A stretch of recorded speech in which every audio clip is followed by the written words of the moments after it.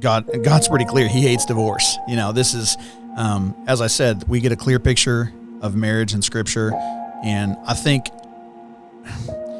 society has somewhat sold this lie, and we've kind of bought it. I mean, everybody knows divorce rate's about as high in the church as it is outside, and so it's one of those things where it's just like, it's going to happen. It's just like it doesn't have to. Yeah. Like literally every situation that leads to divorce is preventable if you do things God's way. It just is.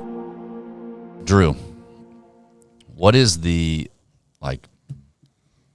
biggest fight you've ever been in your entire marriage? Oh my gosh, we're gonna start like this. Are we ready to roll?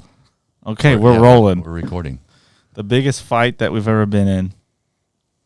Well, and hold on, hey, and whose fault was it?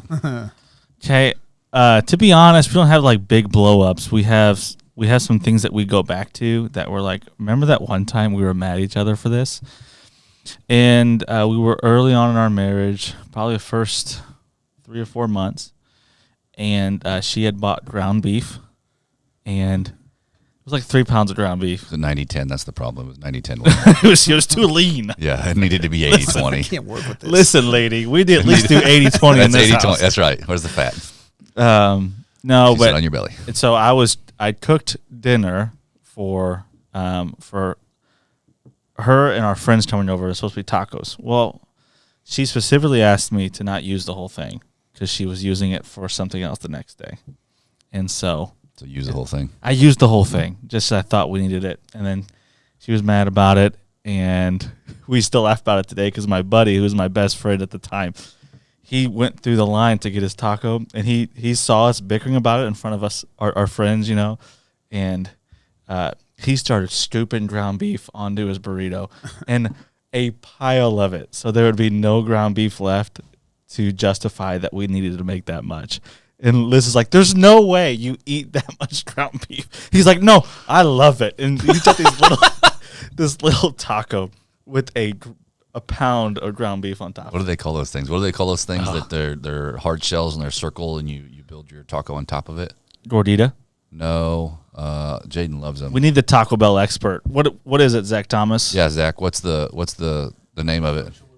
Chalupa. It's not a chalupa. I definitely do not know this one. When you buy them in the store, they come in a little plastic cylinder, and they're like hard shells. Yeah. Like this big around, and then you build your taco on top of it. Gotcha. I love them. Gotcha. Yeah, like taco. So that's salad. it. That's the worst.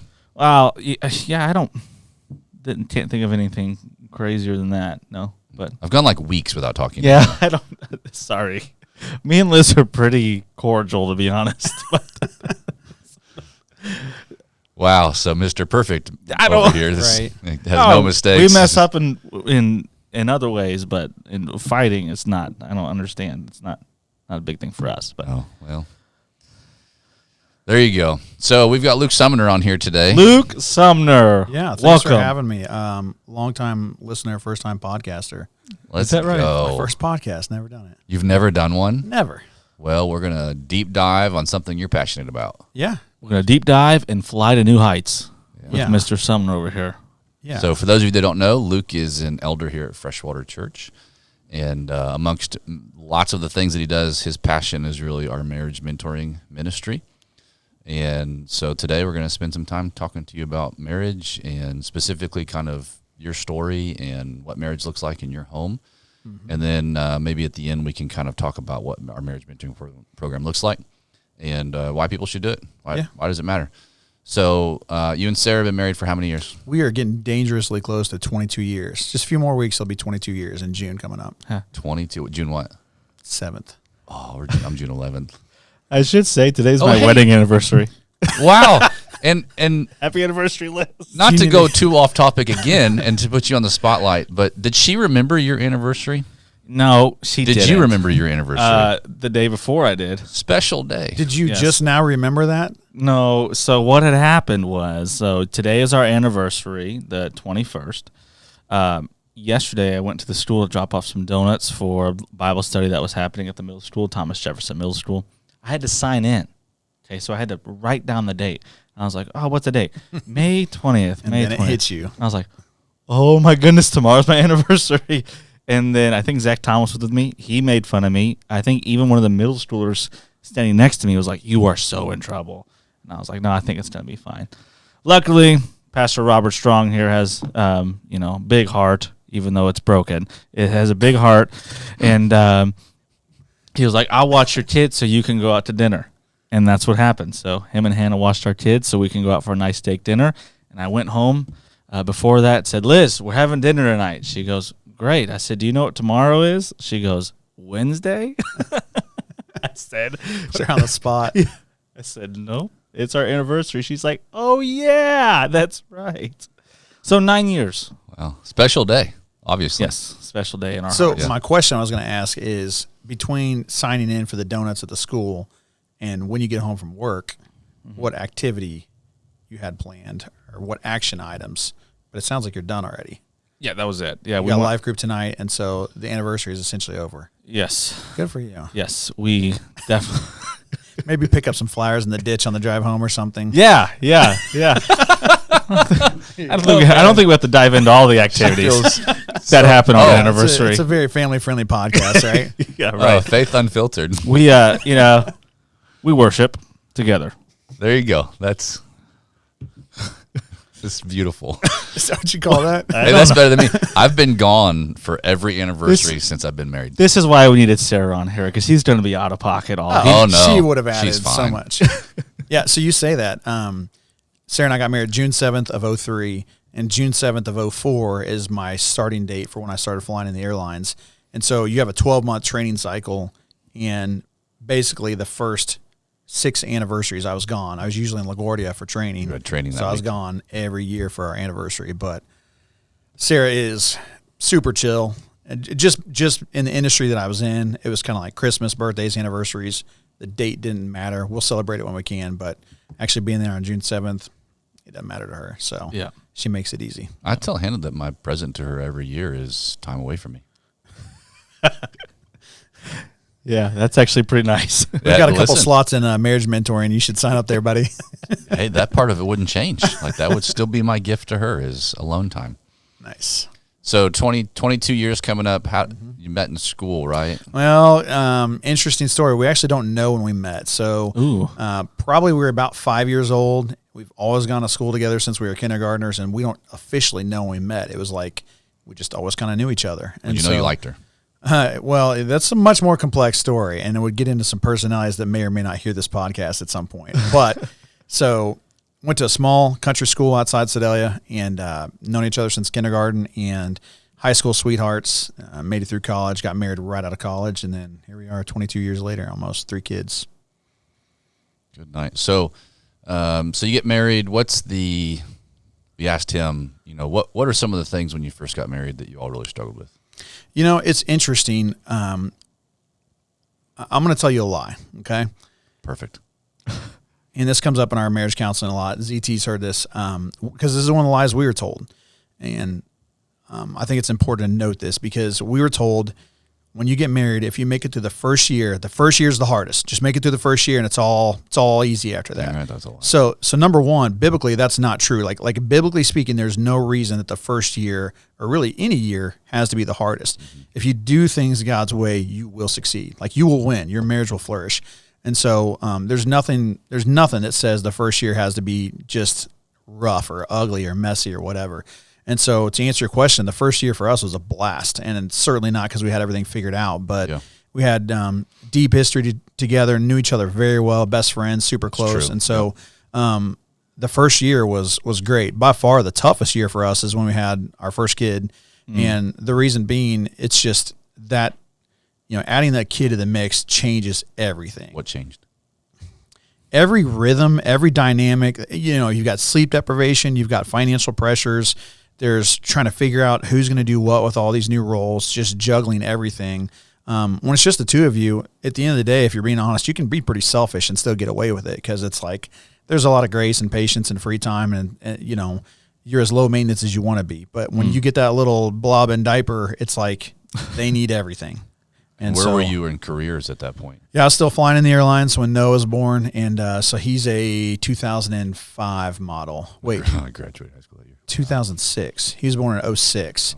Yeah, so we were married 3.5 years or so when we had him, and we did not we were not anywhere near family. So it's not like we had grandma and grandpa 10 minutes away to help out or whatever. Right. Our church was our family, but we were still kind of in many ways just the two of us figuring out with a new kiddo, and high pressure, skinny money, like I said, sleep deprivation, and just figuring out a new normal. Cause we had a pretty good rhythm. We had a pretty good routine. So if you would have looked at, if I were to pop the hood of our marriage and you talk about, communication or finances or problem solving or just schedule, whatever, like the different areas in life, we had hit a pretty good equilibrium. Like we had what was normal for us, and that all got completely thrown in a blender when you have a kid. Like everything changes. And so, what are some things that you would go, I don't know that we got that right? Oh gosh. I would probably have to say who Sarah married would be the That's a given. We'll give that one to the audience. Yeah. I think one of the things that we struggled with was along that line of figuring out the new normal and the idea of preferring one another. Cause I was gone for work, just traveling. She was a nurse, and trying to figure out how to take care of each other in that process, because I was traveling for work. I was gone. And so when I got home, I just wanted to be home and kind of enter that nothing box in my mind and just depressurize and just basically do nothing. And she's been home doing 100% of everything by herself. Like every diaper, everything that got done with kids was done by her. 100%, no help at all, because I'm gone. And so we were just not aligned well in terms of like, she wanted to have obviously tons of help and be able to get out of the house without having, kids to juggle and maybe do something with friends or whatever. And I just wanted to come home and do nothing. And, those two can't both exist. No, it's, the easiest thing in the world is to be selfish. We don't have to try to do it at all. It just happens. Right. Yeah. And so being young and trying to figure this stuff out and, like I said, figure out those new rhythms. It was difficult. That was probably the toughest year of our marriage was having kids and kind of figuring out the new normal for every category of life. So you just said yesterday to me along those same lines, you said that when you go home, one of the things that you try to do is, especially on like an elder meeting night where you've been here from 7 a.m. to 9, 10 o'clock at night. And so when you get home, you said you go in the door, you give your wife a kiss, tell you love her, and then you tell her sometimes, thank you for watching our kids today. Because of that, ministry happened. Yes. When did that start? Like how did, because obviously and I'm asking because you're in it right now. Yeah. You've got littles, you've got an 18-month-old, a 3-year-old, and a 7-year-old. Yeah. And so. Honestly, just very recently. No, just very recently. When the job at church, demanded more of me, more of my time. And Liz has always been a good partner and understood the mission, but saying that out loud helps. We're in this together. She, even though her job is very different at home, she views it very much very tied to my ministry here. And so I let her know last night at dinner, I said, I'm so thankful for your support that I get to, go on podcasts and go to lunch with people and do discipleship and, and think about vision and stuff for the church and for discipleship. And that all happens because you've decided to support me and change diapers and deal with tantrums and deal with nap times and take the kids to the library, make sure they're learning all those things, And so she feels, she knows that, but she needs to hear that sometimes too. It's hard. Has that made a difference then? Because you said before you got here, maybe you didn't do that, and now you are. And have you seen benefit from? Yeah, I think Liz and I are both growing. Yeah, because of that, we kind of feel ourselves. She said last night, she made a comment at dinner. She said, "I'm glad we moved here because I see the need for it. I see the need for gospel ministry here." And I told her that was good to hear because that means that we're on the same page, and I was thankful for that. Isn't there such joy knowing you are walking in what God has called you to? Yes. Like both in those individual roles, as a spouse, as a dad, in ministry. It doesn't matter if you're a full-time pastor or a mechanic or whatever, but like to do what God has called you to do, to dispatch those roles, to use your gifting. And like, I think it's Ephesians 2:10 says we're created for good works, so we should walk in them. It's like when you are when you are walking in those things that God has called you to, it's like, man, that's the stuff right there. That's right. That's right. And it's something you can remind each other of when Yes. things get off track, right? Like, okay, our focus is somewhere else. We're distracted right now. All right, what's God's mission for us and our family? And so we talk about that. And, by no means do Liz and I have communication figured out. But those little comments of, hey, I got you. And, I know that you got me and I got you. And those supportive comments are so helpful in a marriage. Yeah, if you've got a spouse that you are equally yoked with, and your mission, vision, values are aligned, your trajectory of what you're wanting to accomplish, and like, your gifting, like I know what Sarah's called to do, and like you say, those, whether it's distractions or whether it's just things that kind of knock you off that, to have that built-in accountability and that joyful nudge towards those things, like a couple that has linked arms and is aligned on such things. That's an unstoppable force, man. And it's such a joy to be in that. Yeah. There's times when we'll kind of have a dry spell in hospitality. We haven't had people over in a bit, besides life group, and so we'll be like, hey, we got to have people over, and then we kind of think of who can have over from life group or church. Well, there's a reason for that.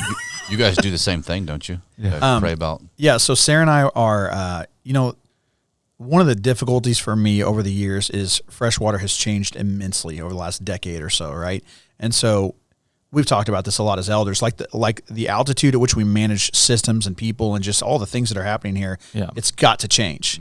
And so, back in the day, like we started, I think in 2014 is when we first visited freshwater, and we literally knew everybody. And so it's like you can literally have a barbecue and have everybody over. Like you can know everyone, 100% of the people there. It's not that way anymore. And so we have to be very intentional. Like God is the ultimate, he is the ultimate, infinite, perfect tactician. If you think about him as the grand chess master, man, like he knows how to move those pieces on the chessboard, and you can trust him with that. And so if you do what you're supposed to be doing, and you and I, like if we do what we are supposed to be doing as Christ followers, God knows how to get coverage on the field.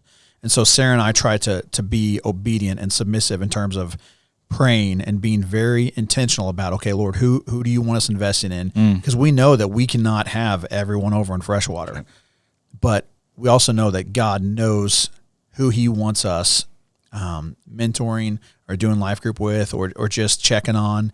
And so if we're all listening for the Lord and walking in the Spirit and intentional and obedient about those things, he has a way, right, of just putting us where he wants us. And so Sarah and I, it's funny. I'll say like, hey, I've been thinking about who we need to invest in. I was praying, and this person rose up, and Sarah's like, that's funny because I was just doing the same thing, and it was the same couple. And so, we're going to reach out to them. And so God is absolutely working inside of us and using us. He tailors his approach to his people, and he uses us to grow the kingdom. It's fun to be a part of. Yeah. I think that fits into a lot of different areas of life. I mean, we think about it in church, and I've seen this struggle throughout my ministry, people adapting to the church as it grows and changes and becomes something different than it was maybe that they knew, sometimes even their whole life. In churches I pastor, they've been around for 100 years. I think people sometimes can become more in love with what they want it to be than how God wants them to fit into it.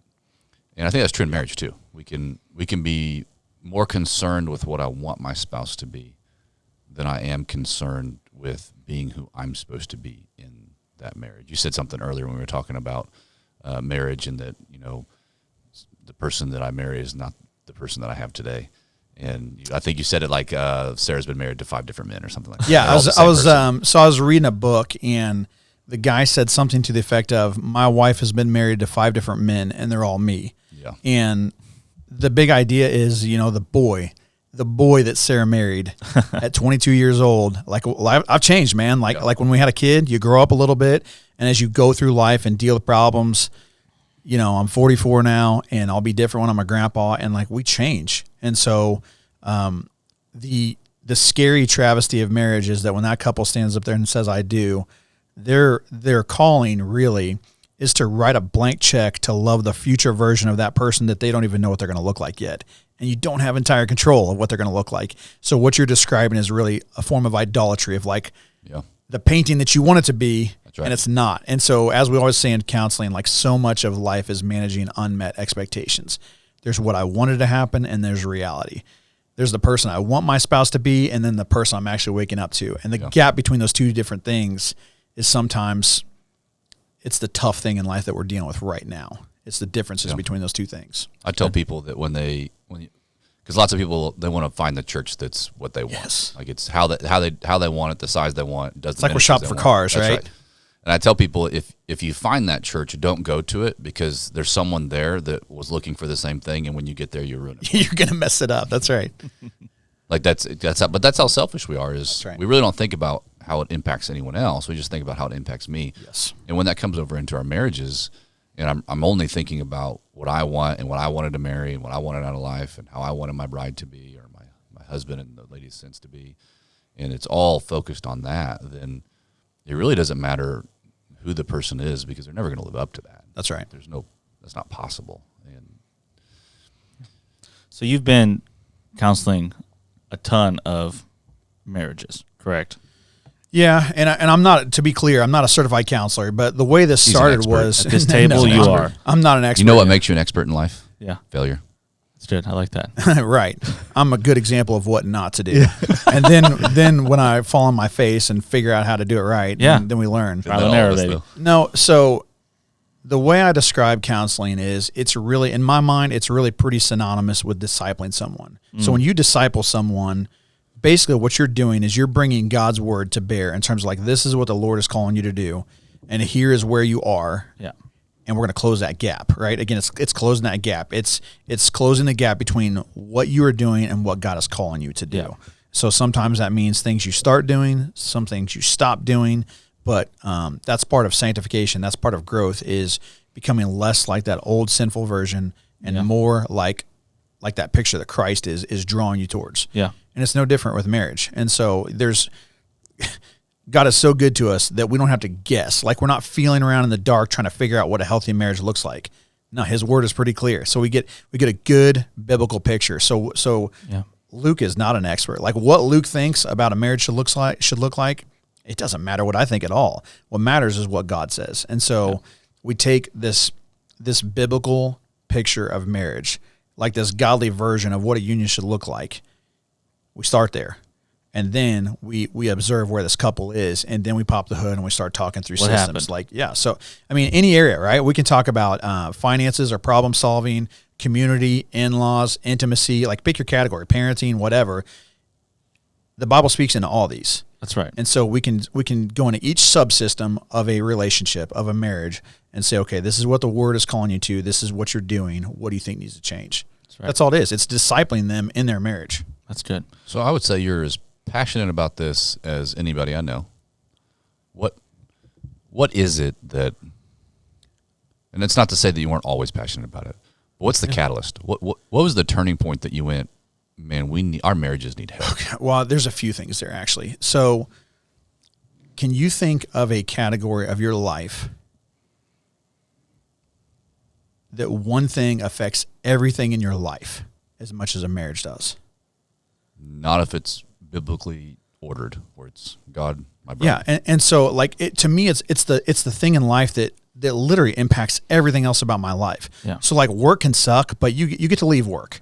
You know, like you can have car problems, you can have financial pressures or whatever, but there's a way to retreat or to fix or just ignore some of those things, and you can get away with it. But a bad marriage affects everything. There's a lot of truth in that one flesh idea. The two are becoming, they become one. And so, yeah, it, like, for me, how your marriage is going, good or bad, well, it can paint every other area of your life. That's right. And so that's hugely important to me. So that's one thing. Secondly, I truly wish Sarah was here. She is incredible to be married to. Like she is such a joy. She is apart from God, salvation, His Word, and the Holy Spirit indwelling me. Like, in terms of creation, she is the greatest gift ever could have possibly been given, hands down. And so to know the great joy of being married to the one that God has made for me, and to also know that that is a reflection of Christ in the church. Yes. Like this is a picture. This is a mirror picture of what it looks like for the church to be a bride for Christ and for Sarah to be a bride to me. And to know that this is the imagery that the Lord gives us. It's pretty powerful, right? Yeah. And then the third thing really that served as a big catalyst was there was a kind of a slow burn to where we started doing premarital maybe like 10 years ago.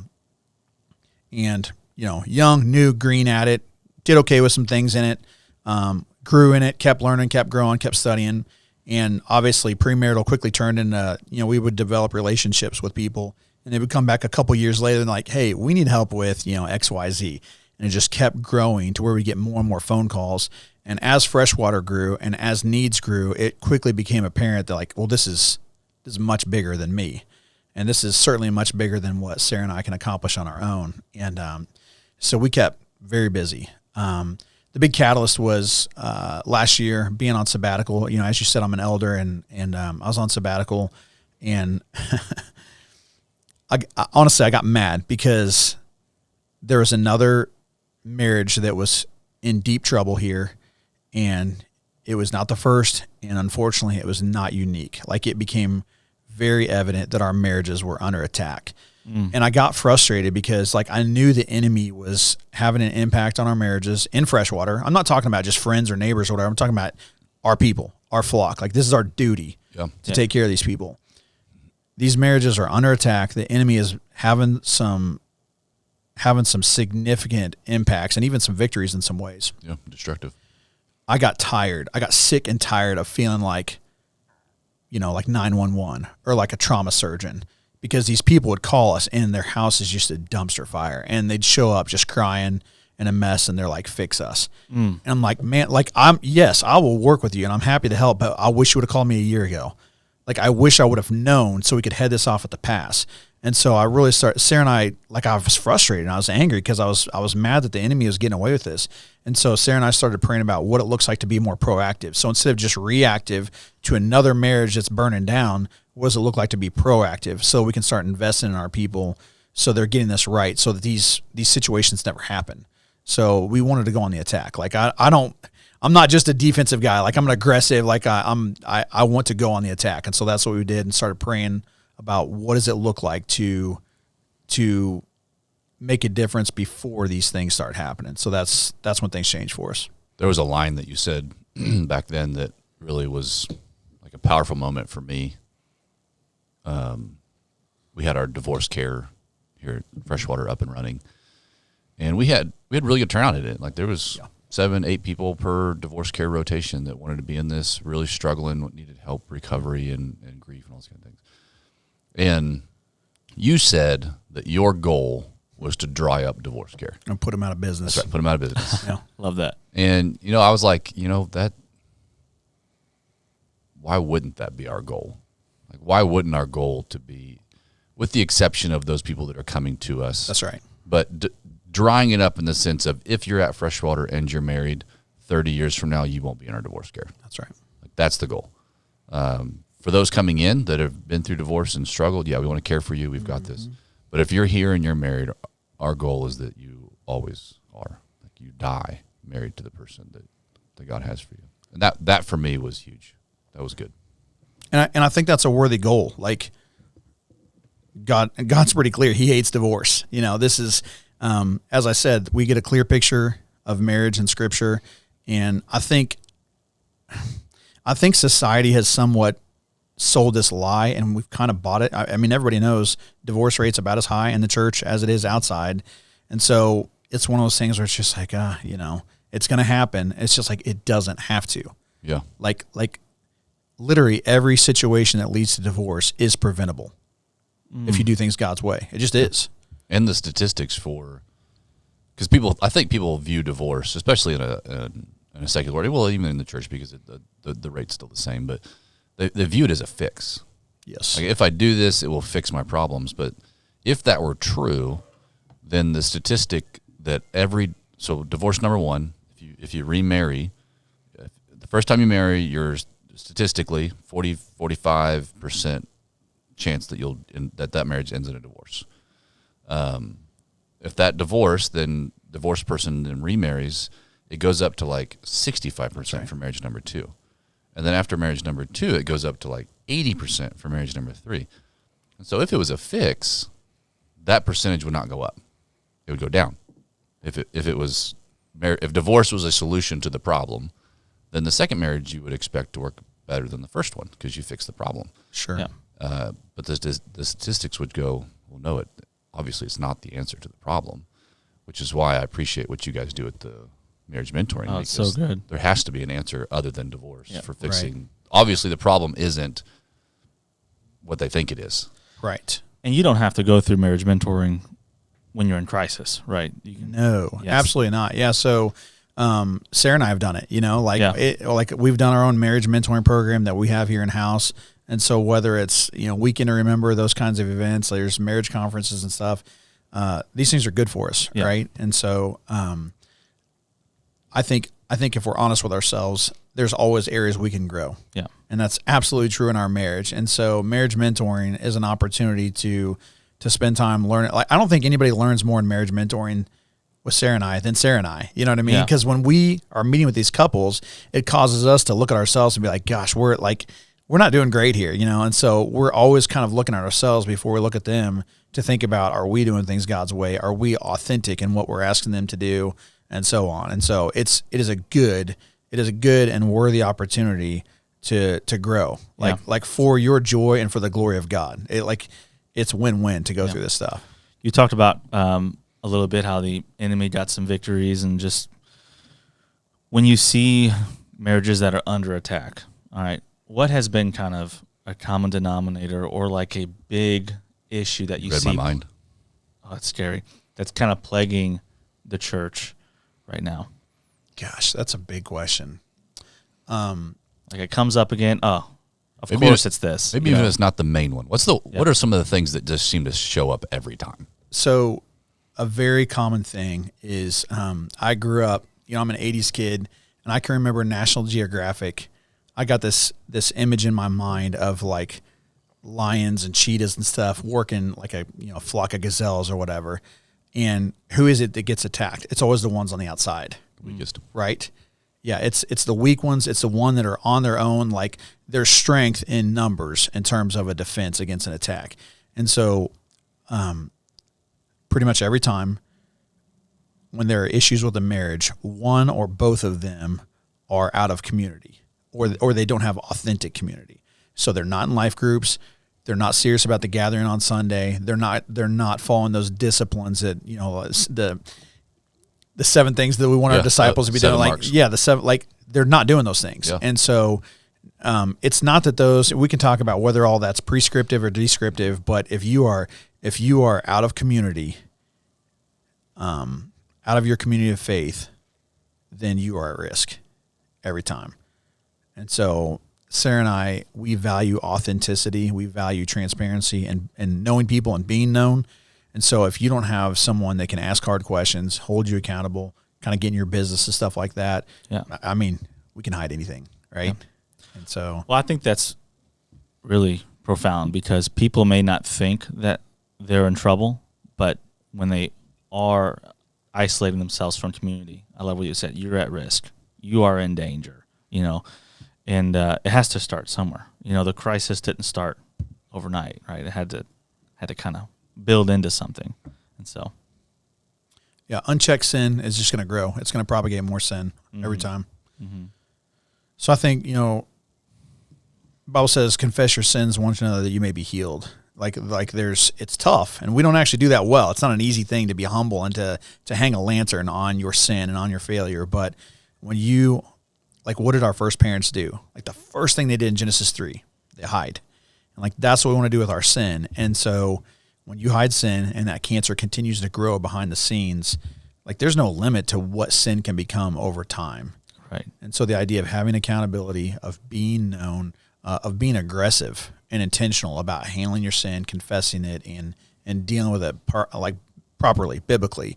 If you don't do that, it's going to be bad every time. So on a practical level, young couple gets married, no one gets married and going, man, I hope this fails. Right.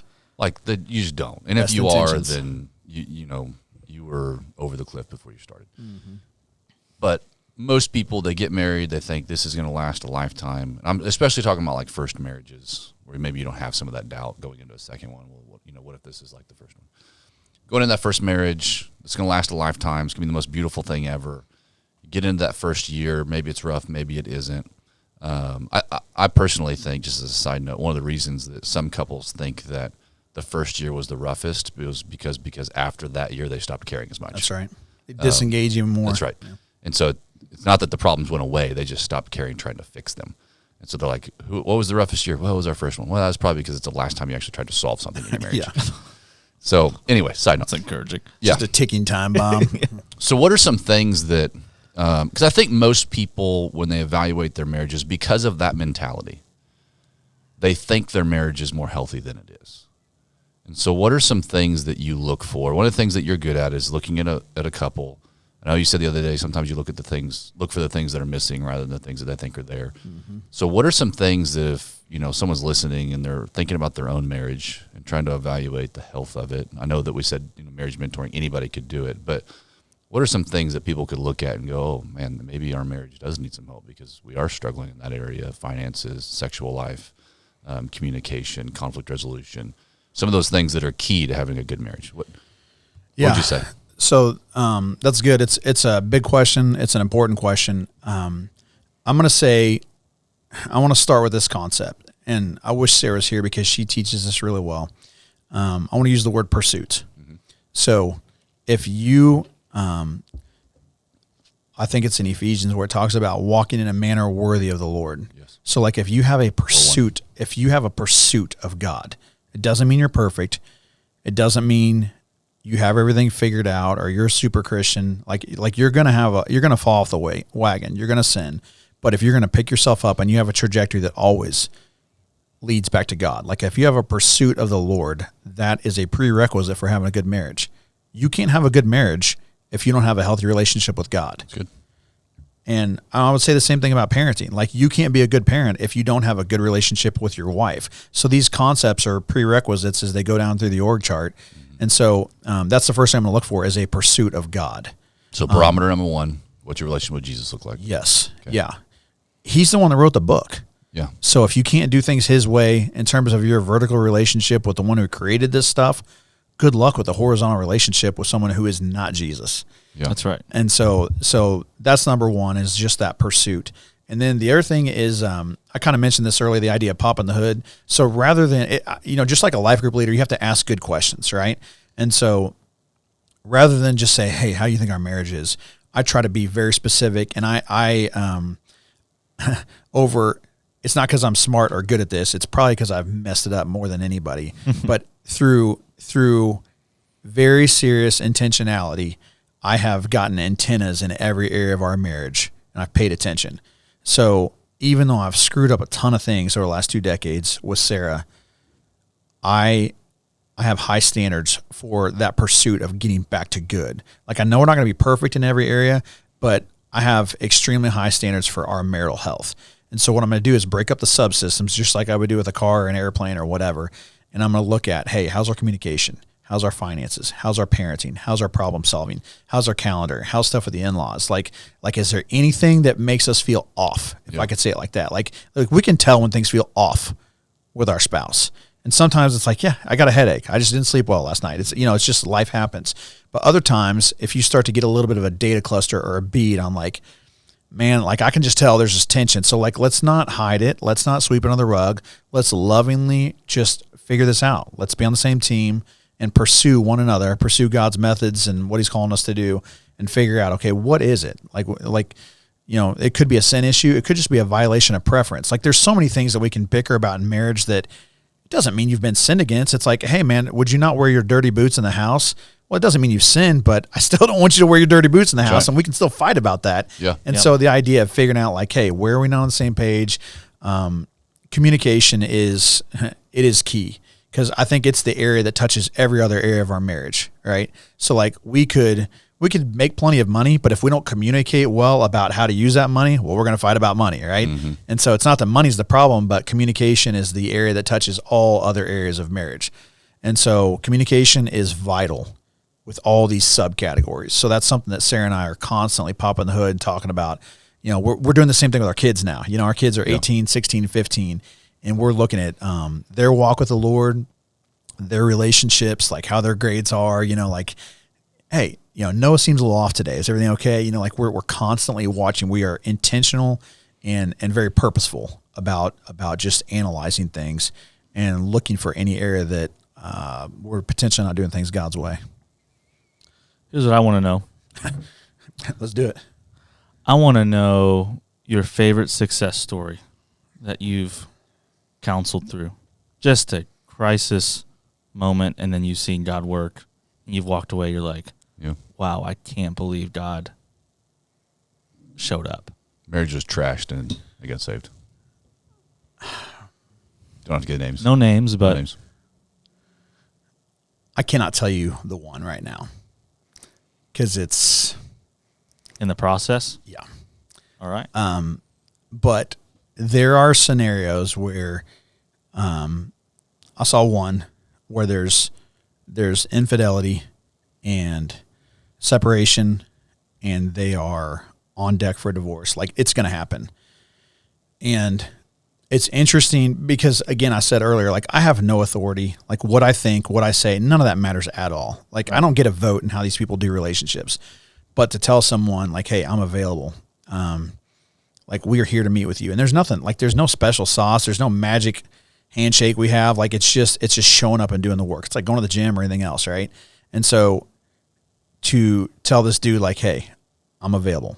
Like, let's meet. Like, you know, just to be there and just keep putting yourself out there. And, like, he is completely closed off to his wife, closed off to the Lord, closed off to talking about it, closed off to dealing with things. And, like, I've seen it seriously makes me want to cry because, like, you can see God do it. Like, it has nothing to do with what I say or do, but it's like the veil comes down, and so God does something inside them. It's like the prodigal son, where you get this moment where you shake it off. You're like, what am I doing? Like, you're so far from the Lord, and this veil comes down, and to see them return, and to see them to show up to the table, to start sharing their heart and confessing sin, to return to their spouse, to do the things the word is calling them to.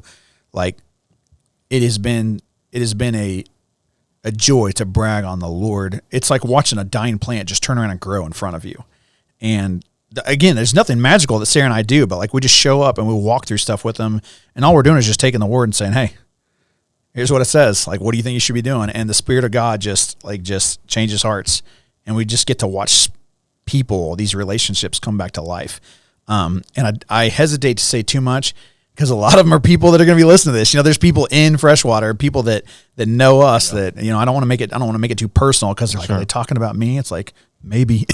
But watching God, especially get a hold of dudes, because dudes are, you know, they're typically they're tougher. They're kind of a harder audience. They got more of a tough shell to crack through, and to get them to actually open up and be real and share their heart. It's not an easy thing, man. And most guys are taught to just rub dirt in it and get over it and move on. And to be gentle with their wife and to submit to the Lord it's very unnatural for some guys. And so to watch God get a hold of their heart and to be to have a front row seat of that, it's a gift. Yeah. It's amazing how men can use toughness as a disguise for being a pansy. Yeah, they don't want to do the actual hard thing. That's right. Yeah, they're afraid. Yeah. I'm too hard for that. I'm too tough for that. It's like, actually, that's just a facade. You're a pansy. And you're afraid.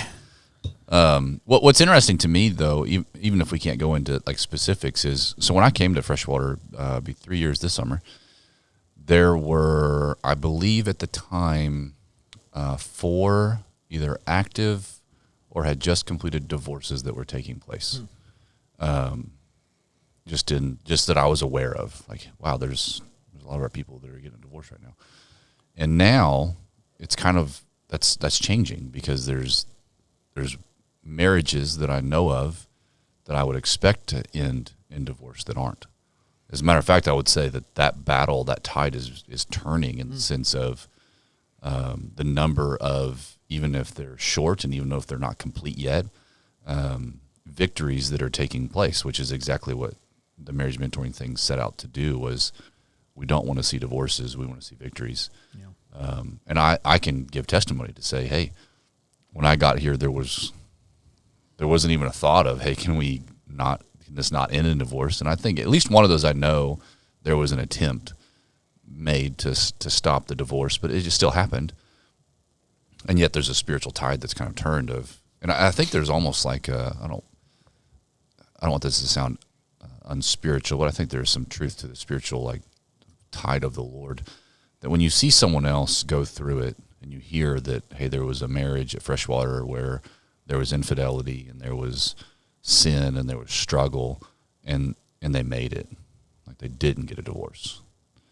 And then your own situation, now you're going through it and you're like, hey man, they made it, maybe we can make it.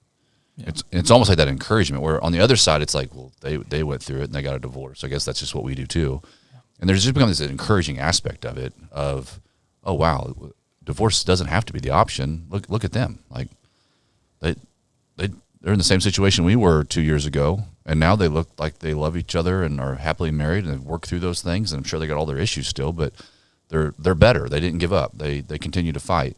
Maybe we can do that too. Yeah.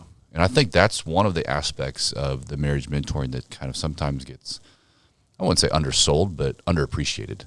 Yeah. Is just the vibe that gives of, hey, there's options here other than quitting. Yeah, absolutely. I think what happens is you get in this fog of war, right? Where like it could be one big thing, or it could just be death by 1,000 cuts. But you just get in this fog of war where you're just super low, and it just feels like everything's the hard way, everything's a struggle, and there's just no path forward. Like you can get pretty low in a dark spot. You just can't see how to move forward. And I think one of the beauties of this process we're using, which I'll give a shout out to Matt Lair with Dare to Be Different, is we are able to take the entire picture of their relationship and break it down. So some of the data is coming out on how you get through hard things. So I listen to podcasts about Navy SEAL training. And so if you were to just try to think about surviving Hell Week all at the same time, you'll probably fail. But the guys who are the most successful at doing the extremely challenging things are the ones who are able to break things down to bite-sized pieces that they can accept. And so if you're going to go you're going to run a marathon, you don't think about running 26.2. Like you think, I'm just going to make it to that next telephone pole. I just got to make it to the next hill or whatever. You break it down into pieces that you can handle. And that's what we're trying to do with the marriage stuff. Well, we're not going to fix everything day one. We're going to give them one thing to work on. And we're going to show them what God's word says, show them where they are, and show them how to close that gap. And we're going to give them homework. Like we got 10 mentors right now, and our marriage mentors don't fix anything. You fix you. Mm-hmm. Like you have to own your problems, and you have to own the solutions. Extreme ownership. That's right. Yeah, but we're going to get in the trench with you, and we're going to help you. We're going to help you see those solutions and walk alongside what biblical like solutions and wisdom look like along the way, right? But we break it down into bite-sized pieces, and we give homework, and they start getting traction. And then, when you first started, they're like, man, I don't see how this is possible. Like you're saying, They can't see a path forward. And then a little dim light starts to grow. And then they get more and more, and it gets brighter and it gets more vibrant, and they start to get traction. And then they start to not only solve their problems, but figure out what it looks like and feels like to start solving more problems without help. And they take more ownership, and they get more wisdom, and God just fans this flame to life. And before you know it, they're like, man, we're good. And they are good. And we release them and kick them out of the nest. And then we do it again over and over and over. And so, like you say, I just want people to know that there is help available. There is a path forward. God's word is not silent on this. Like this stuff really does work. Like if you show up just day one, like the gym, like jujitsu, like anything else, like you just got to show up day one. If you show up, we will help you. You will not be alone. There is a path forward. Like this is doable. Yeah. I think two things. I'll say one thing and then maybe give us a topic we can run on for just a minute. Maybe we'll do another podcast on this subject. But teaser. I think one thing that's important for people to know is, so I'm lead pastor of Freshwater, and I couldn't tell you who's in our marriage mentoring program. And so if you're one of those people and you listen to this and you're like, hey, I might be interested in that, but I don't know if I want everybody to know my business. Yeah. You can be in that, and the number of people that know the things that are going on is very limited. Mm-hmm. so that even I, as a lead pastor, would go, I don't know, I've heard maybe of one or two couples, but they all told me themselves that they were doing it. Other than that, I could not give you the names of the people that are in our marriage mentoring program. I couldn't tell you who's meeting with who. I couldn't tell you what times. I couldn't tell you what days. And I couldn't tell you what their problems are. And so there's a lot of confidentiality that takes place within the program so that you can feel like, okay, I can come in and expose some things that are maybe extremely dark for you. And there's not going to be a whole church looking at you. That's right. I think that's important for people to know. Yeah, absolutely. I mean, we're not putting this stuff on Facebook, right? Like who's dealing with what, and so promo videos. Our marriage mentors just, I'm so grateful for them. They are the horsepower of this ministry. These are Hebrews 11 type people. Like if that chapter were to continue to be written, you would see some of our mentors. Like they're just phenomenal, godly, just beautiful people working out their marriages and their faith and investing in others. But per Drew's point earlier, like this is not just I'm going to murder you or we're going to fix this. It's not just that. It's also like, hey, I think we're pretty good, but I think we could grow too. So the idea of normalizing this discussion of like, hey, I'm going to go to the gym. I'm going to get a little healthier. We all want to improve certain areas of our life. And so marriage mentoring, I want to normalize that thing where it's not this big hush secret, like don't tell anybody, but like, we're working on it. Same thing with life group, right? Like there's things where, we be honest with each other. We have accountability. We have check-ins, and we grow. Yeah. Which still works in that same vein. Yeah. Yes. Sorry to cut you off. If you're someone that's like, hey, our marriage is really good, and I don't want people to think there's something wrong if I go do this. It's like, well, unless you tell people, it's just like there's still not going to be anybody that even really probably even knows or is aware of it. But I would encourage you to be like, if you're that kind of like I'm transparent enough that I would just go, I don't know, I'm doing it. Like I don't care who knows. Like, is there problems in your marriage? Yes, there is. Right. And if you're answering that question as if there's not, then can we be honest? Yeah. Is this a safe space? I think so. It's not. But what level of arrogance do you have to pretend that you have it all figured out? A lot. Like if you're the parents who act like you've got the perfect kids, there's the version that you create of your family on Facebook or whatever social media, and like to pretend that you have it all figured out and don't need any help and nobody can bring any wisdom in your life. It's like, come on, man. And so per your point, it's like everybody's got something they can grow. Like I could learn stuff from you guys in many categories of life. If you're not getting better, you're getting worse anyways. Yeah. What were you going to say? I was just going to say, how many mentors do you need? If you're listening to this and you want to get involved and you feel like you have gifting to kind of help people through some powerful stuff. I'm going to give you two answers. Number one, we have 10 right now, 10 active. I've been praying for about 5 more. We're not really promoting it heavily right now because our mentors are very busy. So they keep very active. Nobody's bored. If we started promoting more with the marriage mentoring, I'm sure that they would be overextended. So I could use about another 5 now. But the other thing I want to say is in terms of just the overall marriage ministry, so marriage mentoring is just one piece of the overall marriage ministry that we started to talk out. I'm not really much of a visionary, but I think God is starting to bring some stuff to us when we start talking about the future in terms of, whether it's marriage intensives or weekend conferences or date nights. Like we have other things that we're talking through. Parenting stuff into that. Yep. And so the marriage mentoring is just one facet of the overall ministry. So that's one piece.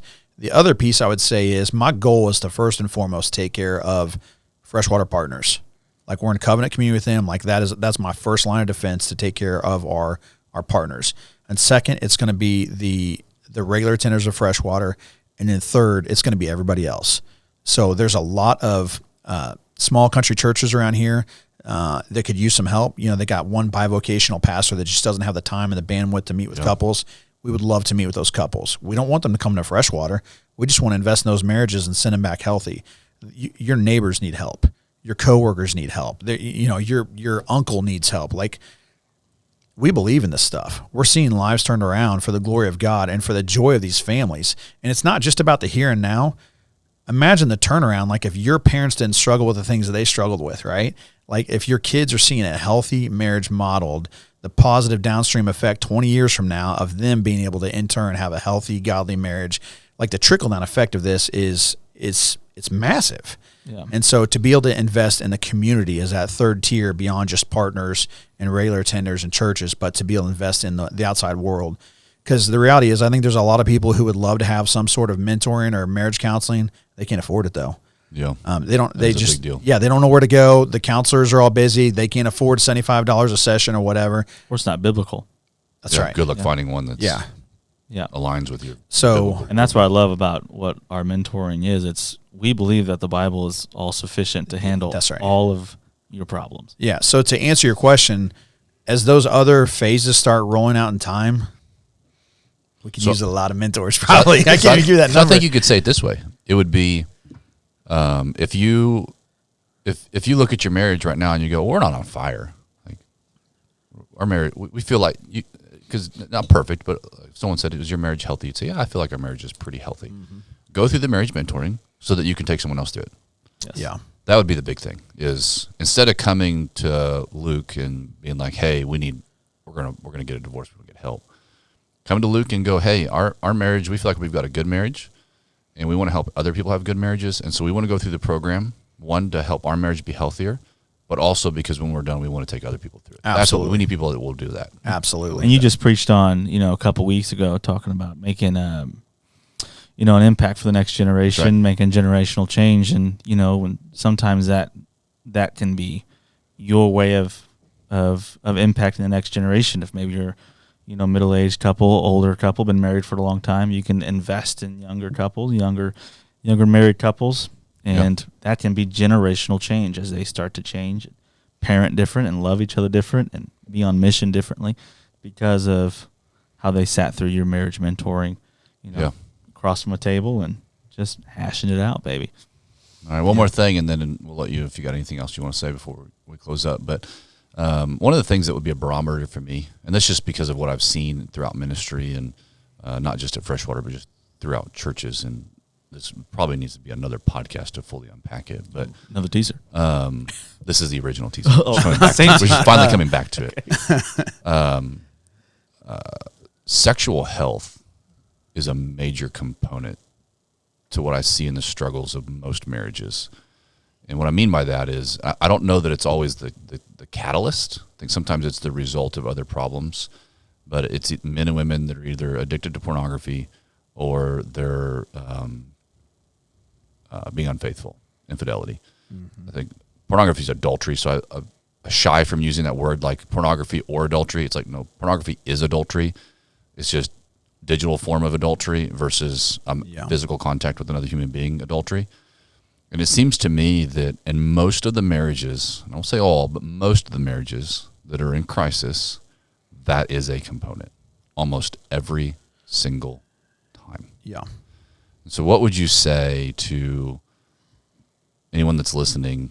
Because most of the time, I'm not talking to the people who are already seeking help. I'm talking to people that are listening that have a secret that they've not shared. How destructive is sexual sin to the marriage? Yeah. So I'll start by saying I think that concept, it can be its own issue, but so often I find that intimacy serves as like a thermometer Agreed. for every other category of marriage. That's right. And so I'll just pick something random and I'll say, okay, finances. Like you're not on the same page financially. You're super stressed, and this is an area where you constantly butt heads, which creates tension or distance. And tension or distance in any category can always impact your intimacy. Mm-hmm. Doesn't matter what category. We don't agree on parenting. We don't agree on where to spend Thanksgiving. Like we don't agree. Pick your category. It can always impact your intimacy. So if you guys are not on the same page when it comes to intimacy, call it what it is. The carnal needs are not going away for most people. And so, couple the idea of those, Paul talks about those physical urges and like the idea of, needing to fulfill that and having distance and having other sin trickling in other categories unchecked. Well, that's a ticking time bomb. You know what I mean?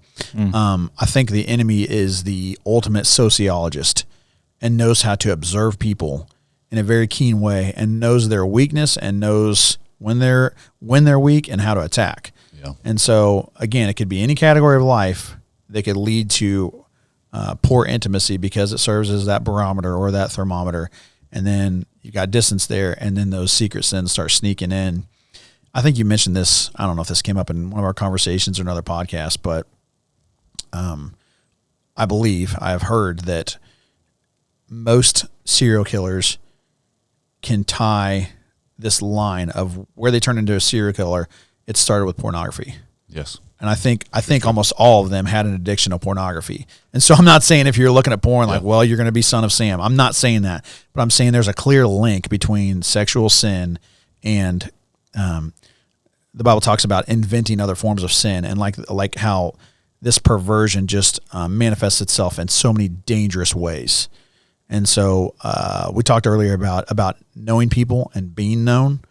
And so whether it's life groups and accountability, other dudes asking hard questions, people being in your business, being authentic with your spouse, and being intentional if you are not healthy in any category.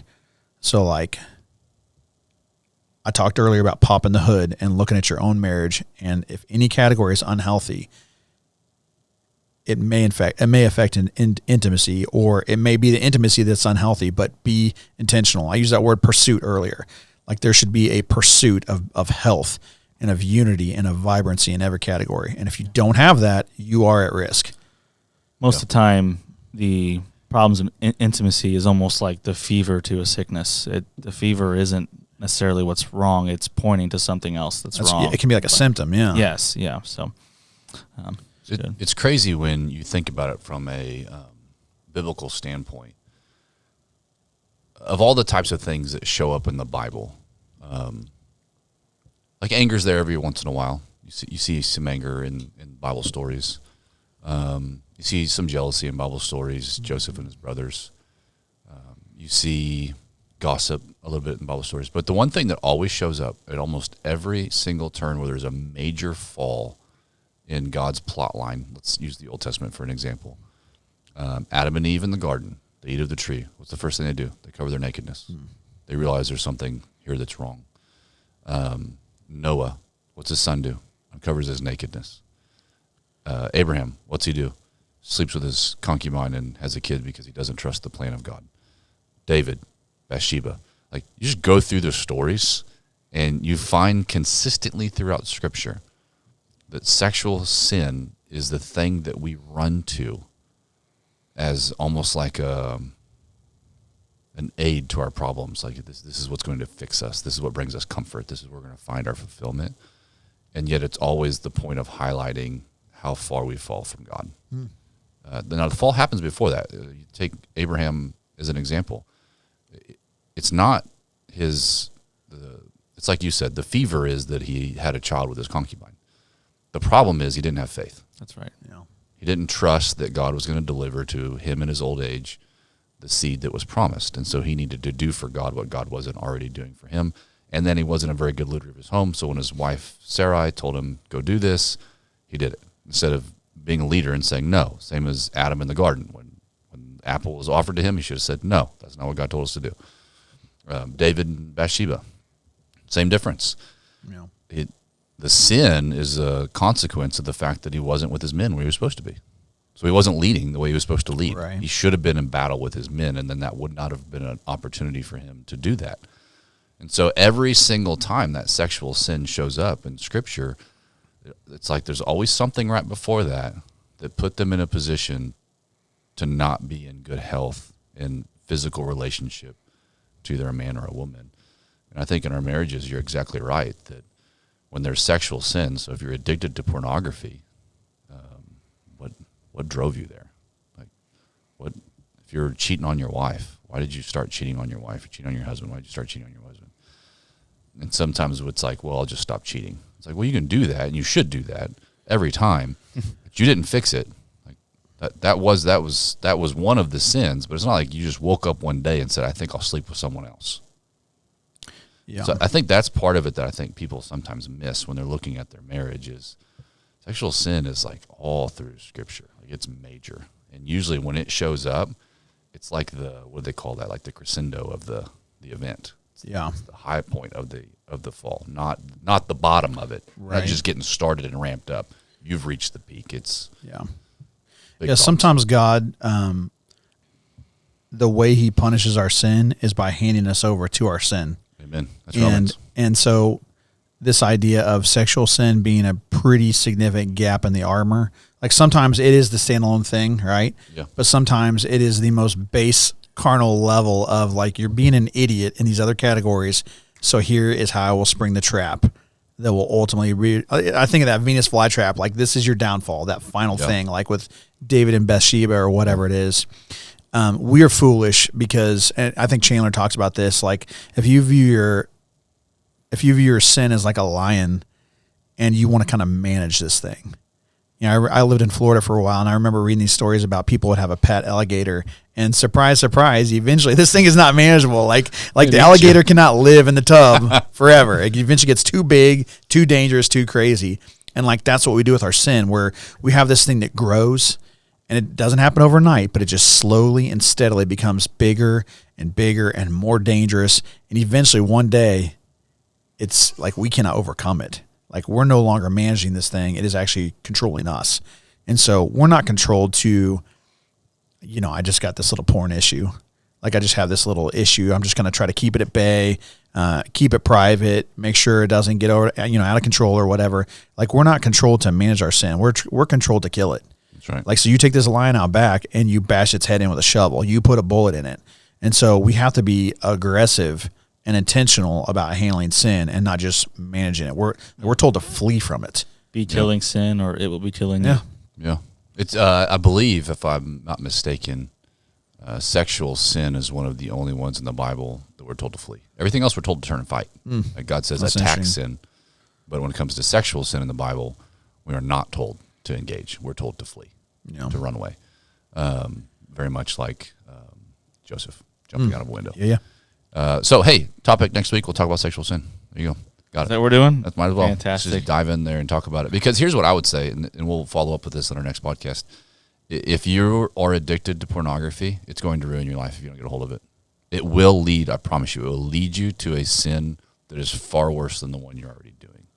And we can talk about that. And I've got statistics and everything else that can back up why it never is enough. The hunger, like you said. Yeah, it's like heroin. The hunger always grows.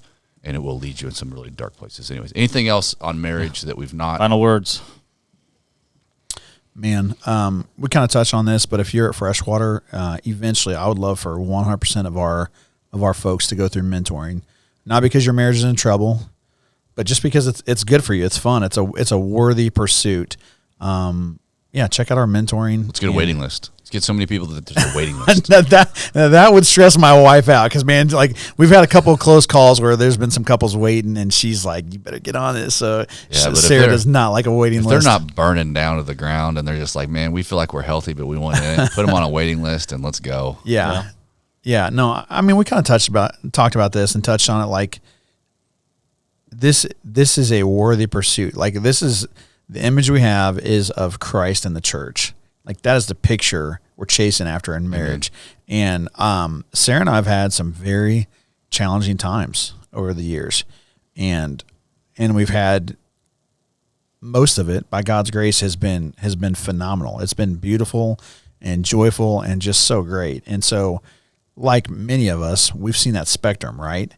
And so it's like when you look at this, it's like it's so worth it. The work is worth it in terms of the joy, the freedom, the thing that you get to build with not just your spouse, but to instill in your kiddos too for their future marriages. And I don't know, it's work worth doing, as we say. And so it's a blast. It's a blast having a good marriage. It's worth fighting for. Good.